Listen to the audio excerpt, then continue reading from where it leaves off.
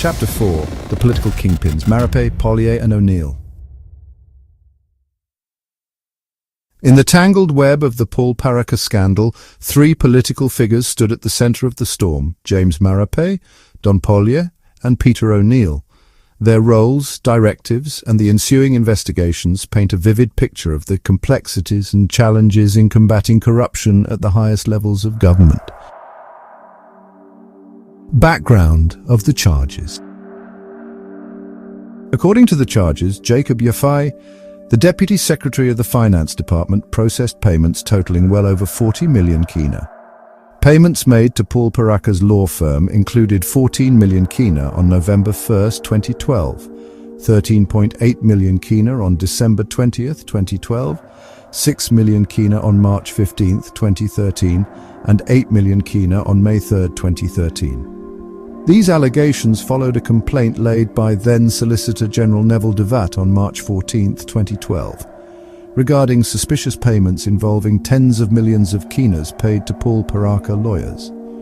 Records captured by the Solicitor General's electronic case management system revealed that from 1992 to May 2013, 82 law firms and sole practitioners submitted invoices to the state totaling 50,788,164.46 kina. Of this amount, 46,836,190.80 kina was paid in fees, with no outstanding amounts as of May 29, 2013. Police investigators revealed that the Office of the Solicitor General had not received, reviewed or certified any invoices from Paul Paraka law firm since October 2006. This revelation cast a massive shadow over Paul Paraka's business dealings. Between February 2012 and May 2013, Paraka's law firm received 71.8 million kina from the Finance Department, with payments made directly to Paraka or other law firms that then transferred funds into Paraka's account. These payments were not authorized by the Attorney General or the Office of the Solicitor General, as they should have been. The payments, as it was revealed, were done outside of Waigani's finance management procedures and processes. James MARAPE, the Finance Minister turned Prime Minister. James MARAPE, who served as the Finance Minister during the O'Neill government and later became Prime Minister, found himself entangled in the scandal. As Finance Minister, MARAPE was accused of knowing and directing payments to Paul Paraka's law firm. However, he claimed that he had instructed officials not to make the payments and that they defied his orders. MARAPE's involvement became a focal point in the investigations, with allegations that he had a role in authorizing the payments despite his claims to the contrary. MARAPE vehemently denied the allegation. In a recorded interview, he even stated that the then Prime Minister Peter O'Neill asked for all payments to Paraka's firm to be ceased. So, who is really behind the payment if both MARAPE and O'Neill denied the allegation of their involvement in this massive payment? It's all before police for police to answer and investigate, but I'm just here, and my side I will not defend otherwise. It's a matter before police. But when Prime Minister's name is brought into it, and when I know that he, in all instances, said don't pay Paraka, I just feel it's unfair when someone, after decommissioning, gets out and says Prime Minister did allow. Don POLYE, the Treasurer under scrutiny.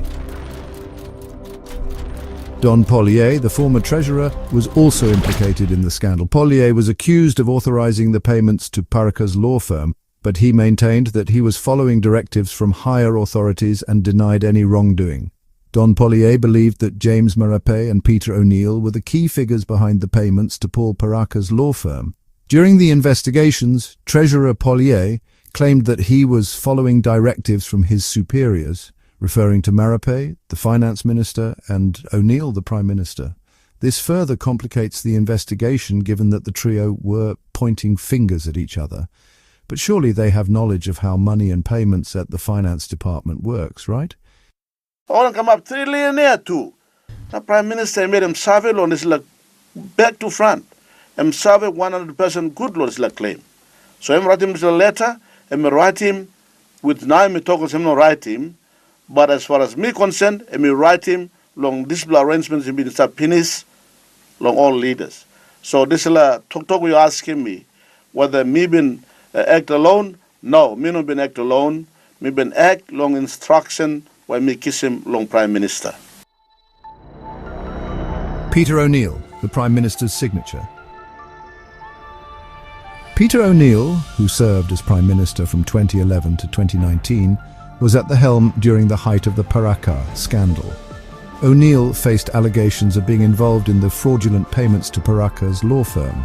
He was accused of personally authorizing the illegal payments, which amounted to 41.8 million kina between November 2012 and May 2023. O'Neill consistently denied the allegations, claiming they were politically motivated and part of a broader effort to discredit his government. Peter O'Neill claimed the signature on the document authorizing payments to Paul Paraka's law firm were forgeries, alleging his signature was copied. However, a forensic analysis confirmed the signature was genuine. Mr. O'Neill has also confirmed to the ABC that he signed a letter in 2013 that clarified the intent of an earlier directive to process legal bills, but insists he misunderstood what he was signing.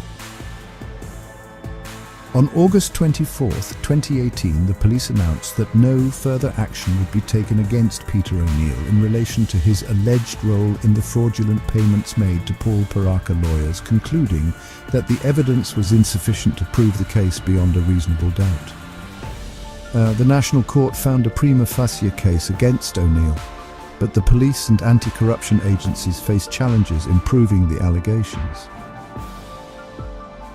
So what now? Here we see a case where O'Neill was cleared because the investigators have not found evidence to prove a case against him. MARAPE and POLYE remain state witnesses.